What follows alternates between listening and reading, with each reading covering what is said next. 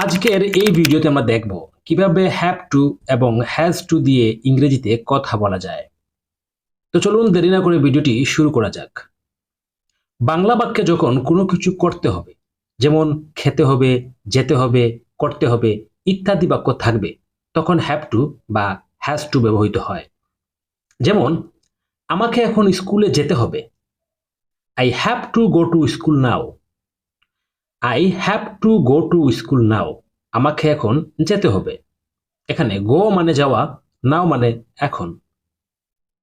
তোমাকে তোমার নিজের পায়ে দাঁড়াতে হবে, you have to stand on your own two feet. You have to stand on your own two feet, তোমাকে তোমার নিজের পায়ে দাঁড়াতে হবে। স্ট্যান্ড মানে দাঁড়ানো, ওন মানে নিজস্ব, ফিট মানে পা। রাতের খাবারের আগে আমার বাড়ির কাজ শেষ করতে হবে, I have to finish my homework before dinner.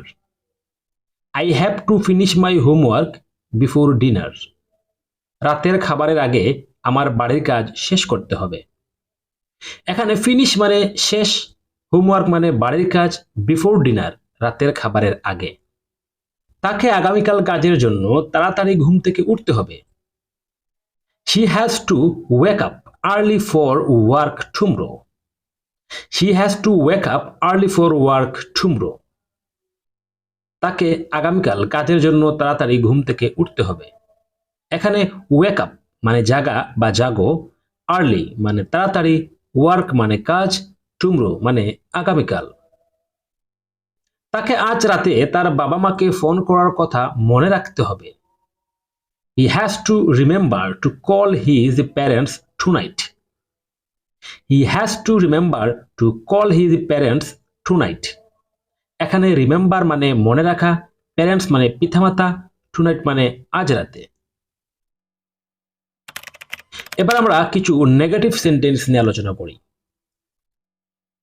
আমাকে আজ ঢাকায় যেতে হবে না, I don't have to go to Dhaka today. I don't have to go to Dhaka today. আমাকে আজ ঢাকায় যেতে হবে না। তাকে আজ মাঠে যেতে হবে না, He does not have to go to the field today. He does not have to go to the field today. তাকে আজ মাঠে যেতে হবে না। এখানে ফিল্ড মানে মাঠ, টুডে মানে আজ। আমাকে আজ দোকানে যেতে হবে না, I don't have to go to the store today.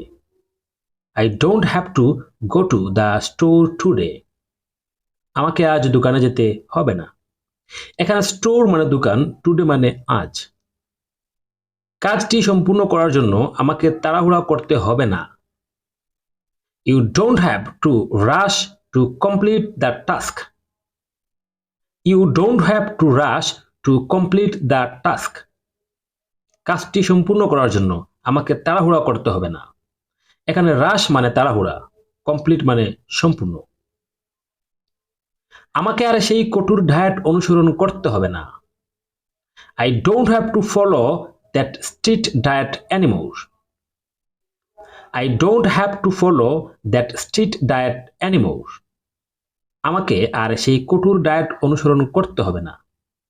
এখানে ফলো মানে অনুসরণ, স্ট্রিক্ট ডায়েট মানে কঠোর খাদ্য, অ্যানিমোর মানে আর।